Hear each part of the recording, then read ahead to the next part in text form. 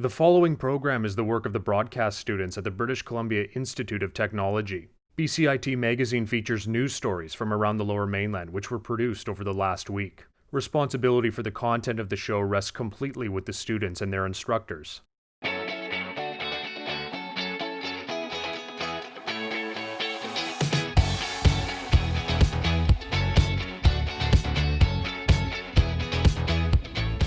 Coming up on BCIT Magazine, COVID-19 may not be the only thing affecting your mental health. What a group in Surrey is doing to help the homeless. And BCIT has a new sanctuary.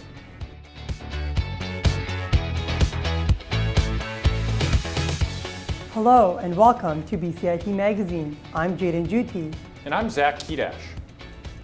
With new COVID-19 numbers spiking, teachers and parents alike are pushing for mandatory masks in high school classrooms. Our reporter Ellen Willock has our top story. Many parents and teachers are concerned that without masks in classrooms, contact between students from different cohorts will lead to an increase in COVID-19 transmission. High school students across BC have been separated into cohorts since September. But as a new quarter begins and students are changing courses, their cohorts are now changing too. Currently, masks are mandatory in hallways, but optional in classrooms. One teacher from Rockridge Secondary in West Vancouver says that proper social distancing is impossible in classrooms, and the current systems for protecting teachers and students are simply inadequate. We seem dispensable somehow. That we can have all of these exposures or connections with other people and not wear masks doesn't seem fair or safe to me. Vancouver Coastal Health's Chief Medical Health Officer, Dr. Patricia Daly, explains that the Provincial Public Health Schools Committee determined that the switching will not increase risk within schools, as the cohorts are established mainly to limit the potential number of contacts. Dr. Daly also says the reason masks have not been mandated in classrooms is the concern that broader mask use could result in a diminution in other COVID-19 safety measures that are considered more effective, such as frequent hand washing. Many parents, however, disagree with this message. Corlin Gale is a West Vancouver parent and also runs the Facebook group North Shore COVID-19 Information. Well, it's frustrating to not be listened to. I mean, I see John Horgan interviewed on a regular basis saying that they want to cooperate with parents. They want parents to have trust in the system, but they are completely invested in one-way communication. They're not listening. As case numbers continue to rise rapidly and community restrictions are tightened, many teachers and parents will continue to advocate for mandatory masks in secondary school classrooms. Ellen Willock in West Vancouver for BCIT Magazine. It's been a difficult year for gym goers and gym owners. Now, residents are looking for ways of staying in shape closer to home. Our reporter, Miko Credland, has more on the story. Hello, and welcome to my gym. Meet Burnaby resident and fitness trainer Mandy McGowan. So first we have my cage bar. You can do squats here and all the compound movements. After the recent outbreak of COVID-19, large fitness centers have either had to close down or impose strong restrictions that have made it difficult for customers. We have our dumbbells, which you can do your free weights. We have everything all the way up to about 70 pounds. The limited space, limited equipment, and limited hours has pushed residents like Mandy to strongly invest in their own home gym. And it's also good for me because I literally live right outside. My house is right here because we turned our garage into a gym. Eisen Chu has owned Playground Fitness for more than 6 years. His small workout studio in central Burnaby have hit bumps on the road, but managed to stay open. The cost now too as well for like the equipments. They used to sell the dumbbells for 75 to 60 cents a pound. Now they're selling it for $2.50. But as far as clients' worries goes about COVID-19, he understands where they're coming from. Their biggest worry is their family members or passing it on to their kids, which is I really respect and I really support as a gym owner. The effects of COVID-19 has not only impacted small gym owners and gym goers either. One of the biggest surprises for Burnaby residents was the closure of 40th Sport and Health, one of Burnaby's most important sportsplex. The one downside of home gyms for residents is a lack of real estate space. Many residents live in apartments and condos, so they don't have extra space to begin building their own home gyms. Up here we have our yoga mat. But for a fitness trainer, Mandy McGowan, Owning her own home gym has helped her and her clients during these times. I usually just have one-on-one, so it's easier during this time with COVID because COVID's friendly. As the province encounters more cases of COVID-19, we may start seeing people investing in their own home gyms and more fitness centers closing. I'm Miko Cridland in Burnaby for BCIT Magazine. Winter is almost here, and some experts say that people will experience more depression from seasonal affective disorder. Our reporter Sam Serralio tells us how to beat the blues. 19-year-old Elena Teo enjoys walking her dog Parker to relax when she's feeling down. Usually I like to hang out with my friends. We usually get together, watch movies, order food, have a couple drinks. I usually know when my stress and anxiety levels rise during the winter season, so staying social, having the people that I love around me usually help me cope with that. Elena suffers from seasonal affective disorder, and she's not alone. According to the Canadian Mental Health Association, 3% of Canadians can experience SAD in their lifetimes. The reason being too many clouds and not enough sunshine. Vitamin D is really crucial for our bodies to reduce depression, and it also boosts our immune system. So when we don't get this is pretty important. Since COVID-19 hit, people have been spending more time indoors, but Rapsky says there are still ways to fight depression on their own. Not judging the emotions is also really important. So, if we're feeling down and not able to get to our activities, just being able to sit with that, feel some of the emotions, and then also put a little bit of a limit so that we're not sort of wallowing and letting it sort of envelop us as well. But Elena knows that while it won't be easy to fight her seasonal affective disorder this year, she will make it work. With the restrictions with COVID, I can't hang out with my friends anymore, so I really have to find ways to keep myself busy and distracted while doing it at home safely. Even with restrictions in place, many counseling and therapy services are still open or offering alternatives, like counseling crisis lines. Sam Serralio in Langley for BCIT Magazine. Our reporter Sam Serralio joins us now. Sam, can the holiday period lead to increased depression in some people? Definitely. The holidays this year are going to look different. Many people have had to cancel ongoing traditions, which can cause an increased feeling of isolation. Some things we can do to feel better are still trying to make those connections with our loved ones virtually, spend a sunny day outside, or reach out for help and find a therapist if you need. Back to you. Thank you, Sam. Coming up after the break, how COVID-19 affected this year's Diwali celebrations. And we ask a golf coach how COVID impacts the game.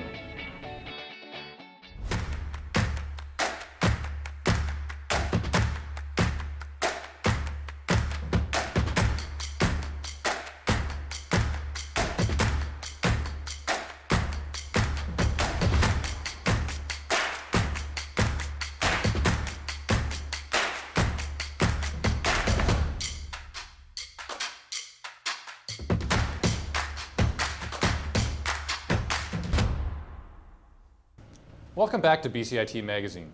This year's Diwali celebrations were cut back or cancelled due to the pandemic. My co-anchor Jane Juti found out how the faithful still celebrated. Usually on Diwali, there would be countless divas lit, food would be served openly, and this parking lot would be full. But this year, the chairs are up and safety precautions are in place. Manpreet Singh believes people wanting to visit the Gurdwara can do so safely. It was a good decision. As long as people they take precautions and keep physical distancing, social distancing, and they wear masks, so I think it's okay. Everyone coming to Gurdwara Sahib Brookside in Surrey were asked to wash their hands, wear masks, sign a contact tracing sheet, and follow safety signage. Physical barriers along with hand sanitizing stations were also set up. Gurdwara Sahib Brookside President Surinder Jubbal says the public is compliant with the rules. People are they are very good, they understand, they sign when they come in, so just for contact sheets, and then they follow the instruction and they go home. This year, food was not distributed and donating sweets was not allowed. However, the Diwali tradition of lighting divas was allowed. And for people watching from home, a live stream of the Diwali program was available online. ਇਨ੍ਹਾਂ ਪਿਆਰਿਆਂ ਸਚਿਆਰਿਆਂ ਦੀ ਕਮਾਈ ਦਾ ਧਿਆਨ ਧਰ ਕੇ ਖਾਲਸਾ ਜੀ ਸਾਹਿਬ ਬੋਲੋ ਜੀ Waheguru The Surrey RCMP is impressed with the public's compliance over the Diwali weekend. It's nice as an officer for me to see that there were only 4 tickets issued and that, multiple complaints did come in, but the majority of Surrey residents were complying with the orders. President Jubbal is thankful they were able to stay open for Diwali, as health officials do not consider religious events as social gatherings. That is if they remain under 50 people. I thank you for the minister for doing so, keeping the gurdwaras open for the public. Even when you are sitting at home for 2 weeks, people get panicky and they like to go somewhere, but it's better they come to the gurdwara and get a peace of mind. The Lakshmi Narayan Mandir beside the Gurdwara was originally planning to be closed for Diwali. However, due to high demand from the public, they decided to open it for the occasion as well. Diwali is an annual event which welcomes everyone wanting to attend. However, this year things are a little different. Hopefully next year more people will be able to come out and light a diva. Jaden Juti in Surrey for BCIT Magazine. The Greater Vancouver Zoo is home to tigers, lions, and bears. Now the owners are planning a new safari park attraction. However, not everyone is impressed. Our reporter Aaron Rempel shares the story. These rodents are one of many African varieties that will get a change of scenery when the Greater Vancouver Zoo expands into a safari park. In addition, a new entry plaza is being built. Manita Prasad has seen some setbacks, however. We had hoped that it would be ready for the summer, but unfortunately, because of the pandemic, we've had to slow down construction. Now she anticipates the move to happen in the new year. For the future, we hope to do the North American safari. We also hope to develop a safari in our African savanna. However, not everyone is happy about the zoo's safari park idea. It's just not the type of place that, to me, should be about education or family fun. For Spister, a huge problem for the zoo is purpose breeding of some animals, causing their lifespans to shorten. They die of horrible diseases arising from malnutrition and digestive issues. According to Spister, a new safari park is not the answer to helping exotic species. So I don't think an African safari park, one in this climate, is reasonable. One thing to note is the safari park is still in a planning stage. We're hoping that the safari park will be a more immersive experience into North American wildlife. Whatever the new year brings, however, there are sure to be more patrons who will continue to stop by. In Aldergrove, for BCIT Magazine, I'm Aaron Rempel. Our reporter Aaron Rempel joins us now. Aaron, is the zoo still open with COVID-19 restrictions in place? Thanks, Jaden. So what I know so far is, according to the Greater Vancouver Zoo social media, they have been reopened as of June the 1st. Currently, according to the marketing staff and social media on site, they have single-lane traffic for pedestrians and other people visiting the zoo, as well as staff wearing gloves and masks when required. So far, there are no updates as to when they will be shut down or if they'll be shut down by the health authorities. Back to you. Thank you very much, Aaron. With temperatures dropping and COVID numbers rising, those that are homeless are most at risk. So a pair of Surrey entrepreneurs are teaming up to help those in need. Our reporter Josh Ferrer has your story. For 644 individuals who are homeless in Surrey, the cold weather combined with COVID-19 could be deadly for the upcoming holiday season. So the homeless shelter situation in Surrey is a bit extreme right now. The city of Surrey shut down the modular housing that was operating on King George, which has led to a number of people ending up on the streets. Gagan Bal, who is the creator of Giftable Occasions and works for a local shelter herself, wanted to do a donation drive in hopes of raising awareness and giving back to the community. Bal has decided to team up with Fit by A Studio to help collect donations for the homeless drive. Anmol Aujala is the owner of Fit by A Studio, where she does one-on-one trainings. During those trainings, she encourages her clients to help donate and give support to those that are without shelter in the cold weather. But sometimes during the holiday season, especially a time like this pandemic when everything is kind of looking down for everyone, we kind of want to give them something to look up to. In Surrey, homelessness numbers have been rising since 2005, with numbers hitting over 600. And of those numbers, there will be over 170 individuals without a shelter for this year's winter. And we're only scheduled to open up 5 extreme weather shelters, which is only going to have 52 beds because of the COVID measures in place, and that's not enough for a population of over 600 homeless individuals. BAL hopes that the care packages they create from the donation drive can help those in need, especially during the holiday season. So the care packages, they essentially come with blankets, a first aid kit, and we're trying to include harm reduction kits as well. We reached out towards the Heart Foundation to have them provide us with a 100 Narcan kits. Aujala hopes that trainings can encourage those to not only help themselves, but help others during these difficult times. Something to kind of lighten the mood a bit and show them that we are here to support them and that, as a community, we can do this together. I'm Josh Ferrer in Surrey for BCIT Magazine. Travel plans are changing across the world as the second wave of COVID-19 continues. It's unclear how many people will be able to head home for the holidays. Our reporter Cam Lewis has a story. Things could look very different for one Calgary student this upcoming holiday season.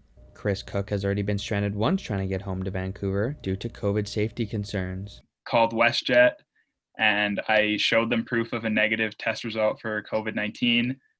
But because I had a close contact within 14 days of my flight, they weren't going to allow me to get on the plane. As the COVID-19 pandemic continues to grow, people may not be able to travel during the holidays.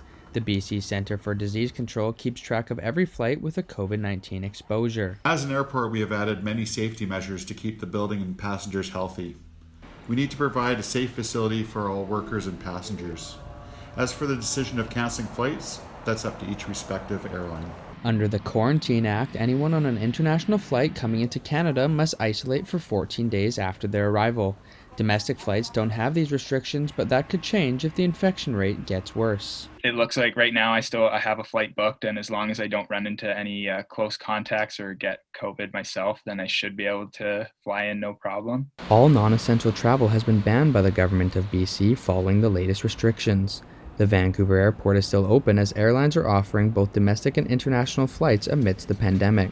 Some people still aren't following guidelines and think it's worth the risk to travel during the holidays. I wasn't able to come home, which I haven't seen my family in over 2.5 months now, so it would have been nice to get home, but hopefully I'll be able to get there for Christmas. This year we could see holiday travel at an all-time low, and this will likely be a winter like no other. I'm Cam Lewis in Richmond for BCIT Magazine.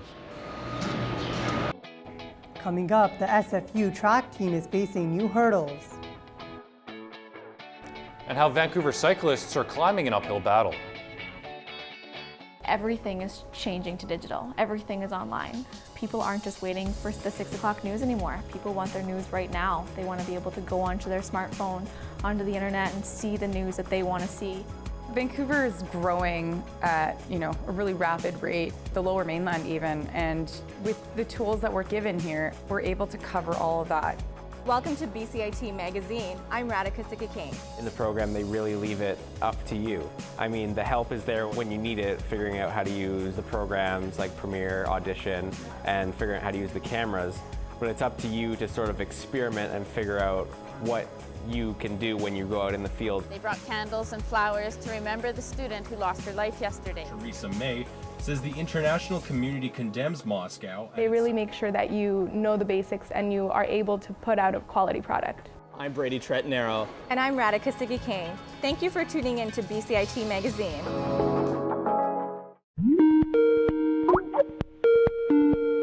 Hi, I'm Katarina Schultz. And I'm Robert Holden. And this is your community calendar for November 26th. Despite current social distancing restrictions, there is still so much left to do in our community. Because Santa's visits are going to be virtual this year, you can head over to Flyover Canada and join him on his sled. Tickets start at $25 and the event runs until January 3rd. Vancouver's iconic Fairmont Hotel is hosting this year's annual Festival of Trees. Be sure to stop by, vote for your favorite decorated tree, and don't forget, all proceeds go to BC Children's Hospital. Do you miss live music and dancing? Starting tomorrow until December 3rd, Tamo Arts and Satsuki Kai present traditional Japanese dancing online. Discover a new cultural dance from the comfort of your own home. And that was your community calendar. Thanks for tuning in. Now it's time to suit up.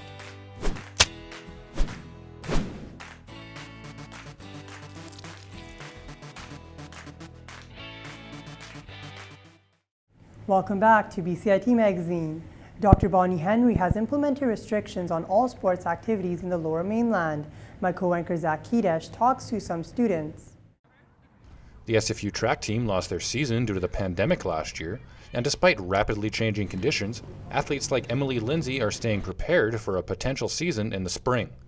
Now we're back to our full scheduled training. There's no competitions in the future so far, so there might be a chance of being outdoors, but we're just training day to day and we don't know what's going to be next.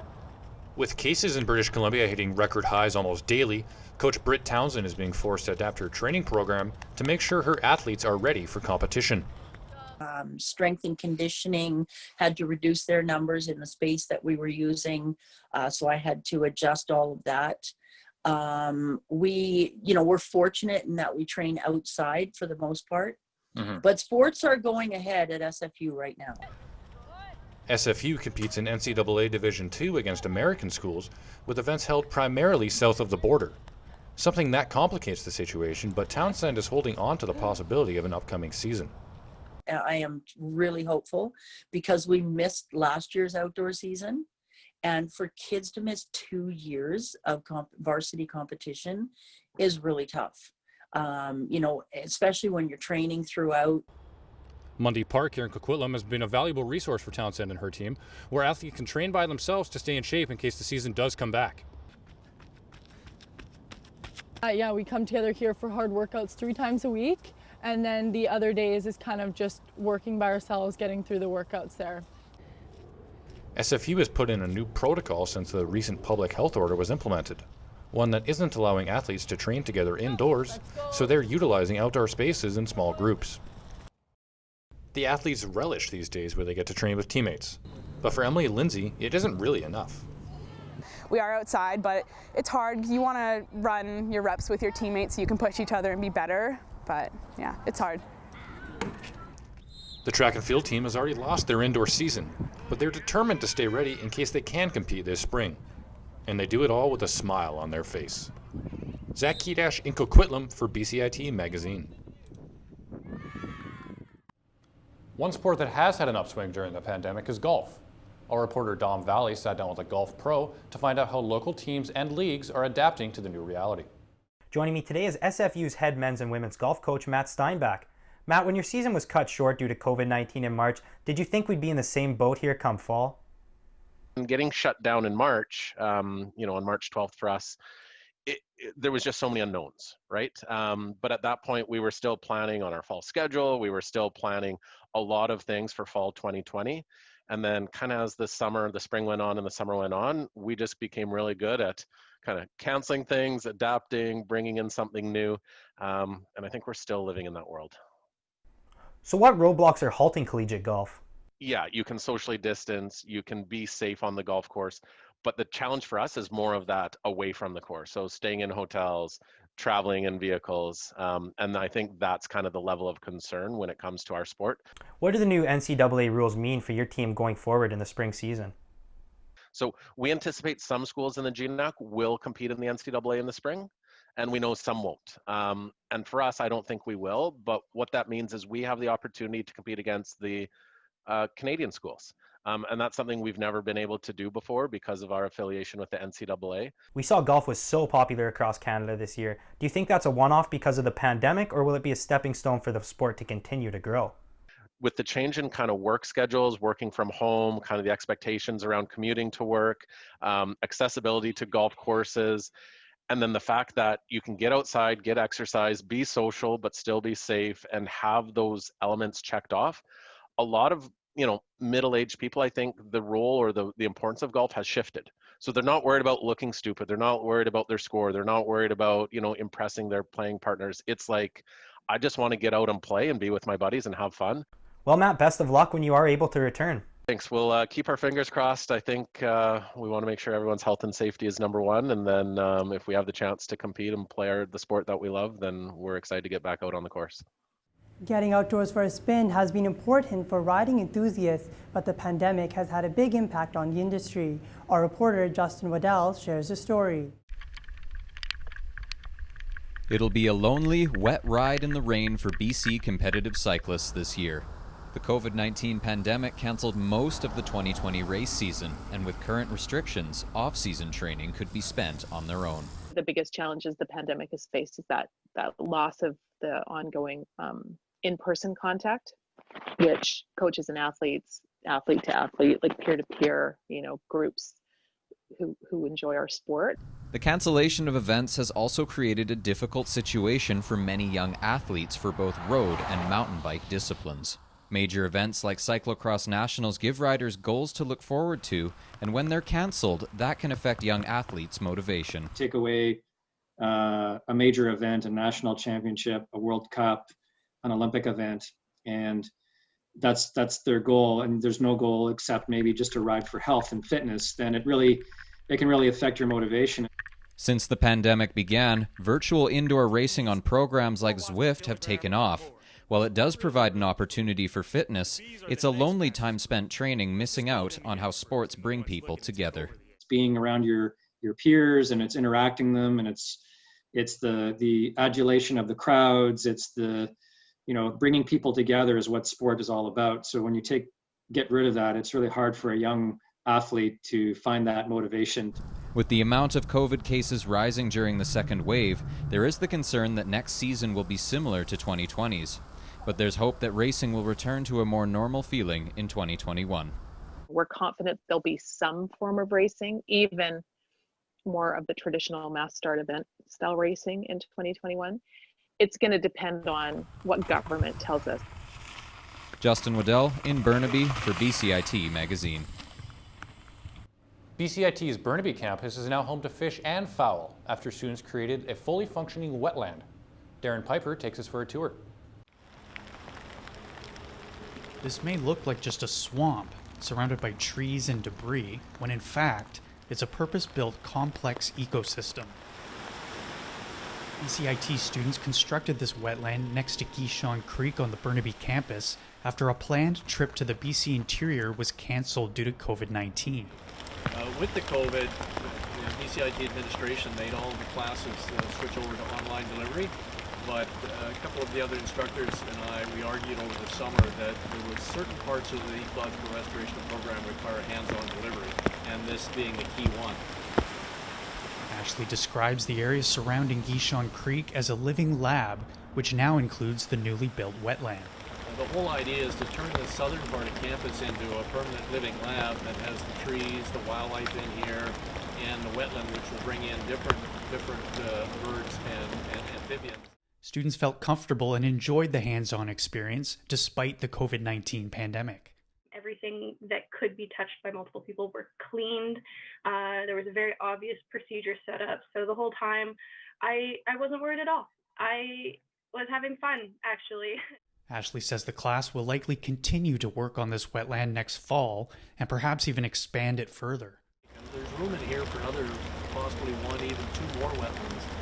And it may well be that this expands into a series of wetlands and becomes a real sort of interesting part of the BCIT campus. The future plan is to install a raised wooden walkway surrounding the wetland sometime next year so that students and the surrounding community can enjoy it comfortably and up close.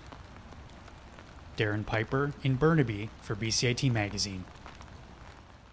If you have any questions regarding today's show, you can contact us at bcit-broadcast.com or bcitnews.com. That was your BCIT Magazine for November 26th. I'm Zach Kedash. And I'm Jaden Juti. Thank you for joining us.